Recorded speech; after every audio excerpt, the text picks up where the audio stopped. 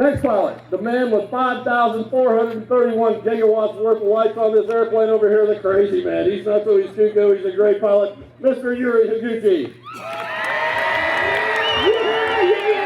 I tried lights like 8 years ago, and the only way I was able to get it down really and fly successfully was somebody holding a spotlight on it. So that's where I got the idea to light the plane up like a spotlight rather than putting navigation lights on it. And the idea was there, I just never had the ambition to do it. And last year when they announced it was going to be night flying, I decided to do it for this year. Oh yeah, baby! Come on, folks, let's hear some of I have a light system that basically bolts onto the wingtip and the stab tips with 6 LEDs on each wingtip. 3 on top, 3 on the bottom. Basically the center one points at the center of the wing. The 2 back ones point at the back, bottom of the fuselage, top of the vertical fin, and the front of the nose.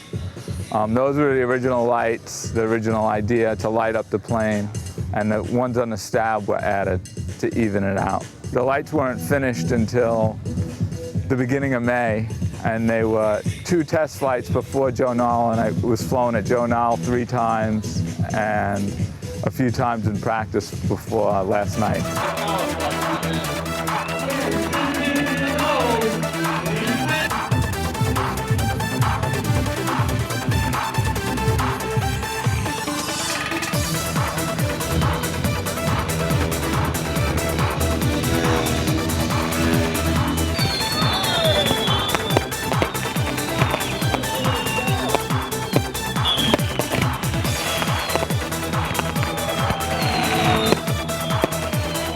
The immediate difference between flying at night and day is depth perception by far. Seeing how far out the airplane is from yourself.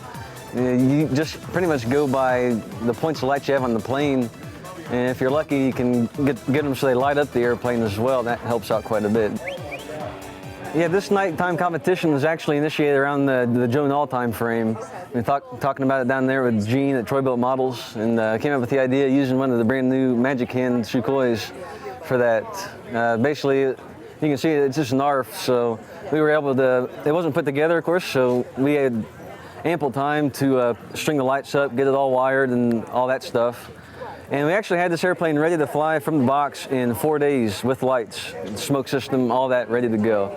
It was a group effort with myself and my friend Darren and my dad Joe. So we got that knocked out and actually had about 2 weeks worth of practice with it before we came over here. But that being said, we never practiced the nighttime ribbon cut or flying around fireworks. So that was more just the fun part on that one. We couldn't really decide at first whether we wanted to have pyro go off through the entire thing or just kind of a little teaser at the beginning at the ribbon cut and then the grand finale at the end. And we ended up going with that, which actually I think worked out really well. We had the crowd really going into it. We had the music blaring. It was a lot of fun. We got a nice, good fly right through the middle of the fireworks column. And I think the downside for the pilot in this situation, I'm completely concentrated on the airplane, so I have no idea what it looked like or how it went. This airplane is in sad shape, but that was some great flying. Let's carry on.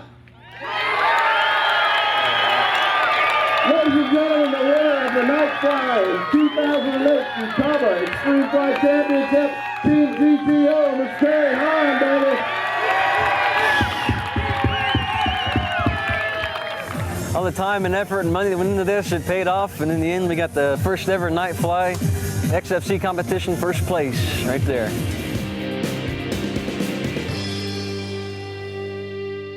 Well, that's it, folks, for this week's episode of RCTV. On next week's episode, we're going to be hooking up with Roger Schwinn as he sets out to teach Boy Scouts all of the fundamentals about RC, from planes to cars to helicopters and foamies. Then we're going to be seeing Carl Buckhuber, one of our favorite builders, with his fantastic Independence. And then it's all the way out to Winnipeg to see some rally in the snow, some rally racing. See you then, folks.